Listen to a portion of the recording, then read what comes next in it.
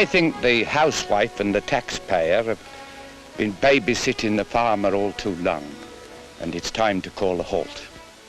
That, of course, was Stanley Evans. Now in the quarrying business, he had to resign from the Labour government, you'll remember, over that famous phrase about our farming industry. Mr. Evans, 7 years ago, you said that the British farmer was feather-bedded. Are you still of that opinion? Yes, indeed I am. And well, the farmers know it. That ought to shake 'em. The redoubtable Stanley Evans on the warpath again. But how much of our money are the farmers really getting? Worth worrying about?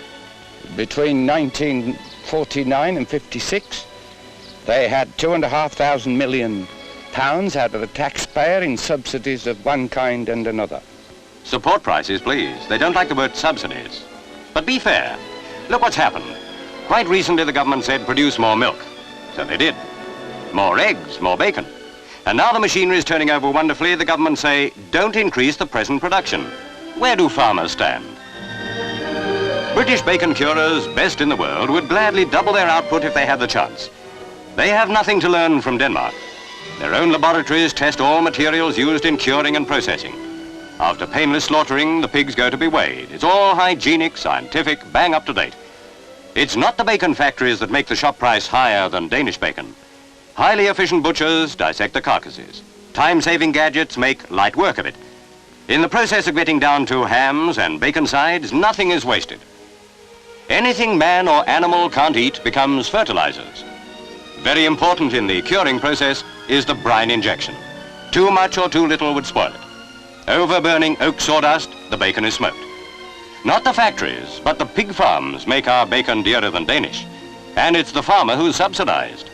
But the British farmer's principal competitor, the Danish farmer, he enjoys no tariffs, subsidies, or assistance of any kind. He stands on his own 2 feet. Well, our pig farmers are moving in that direction. But they have union wages and hours to observe. The Danish farms are small family concerns. Hardly any wages, working dawn to midnight. In Britain, earlier weaning gives 3 litres in just over 1 year against the normal 2 litres. Fattening has been speeded up. Progeny testings improved the breeds. But the Danes, geared up to the dairy industry, have all the year-round skimmed milk for pig feed. Look at our skimmed milk. Millions of gallons in Cornwall and South Wales thrown away into a quarry here.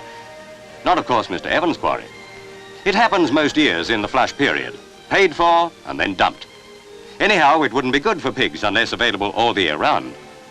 On the milk front, cows rather queer the pitch in the early summer new grass period by producing far more than their normal amount of milk. And as people don't want to buy more than the usual, there's an embarrassing surplus. The creameries work at full capacity at the flush time of the year and couldn't take 1 gallon more. So that milk dumping isn't quite so lunatic as it seems at first sight. It's just one of those surpluses we hear about. Any comment, Mr. Evans? I think these surpluses are very serious, but why should the farmer worry? The taxpayer pays the bill. We're producing all the eggs we want, unless people in Britain can be persuaded to eat more. We average 4 eggs a week. The Americans eat 8. As it is, we've been exporting eggs to Europe and so annoying the Danes. One aspect of these surpluses, I think, deserves a good deal of attention. For example, at the moment, we're selling eggs to the Germans at 2 shillings a dozen less than we're paying the British farmer. In other words, we're subsidizing our most formidable industrial competitor. This is quite fantastic when you come to think of it, you know. But don't forget war.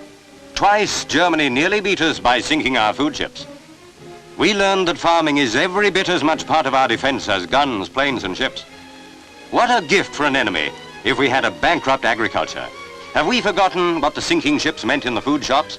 It's a safe bet the housewife hasn't. As the British farmer has to compete against some sweated agricultural labour abroad, there seems a good case for those subsidies. Well, in my view, it's no part of the nation's duty to guarantee farmers a profit. Who'd be the best people to investigate farm subsidies? Support prices. I wonder if these ladies and gentlemen who've drawn up the report on mental health would undertake the task. It seems one for which they'd be admirably qualified.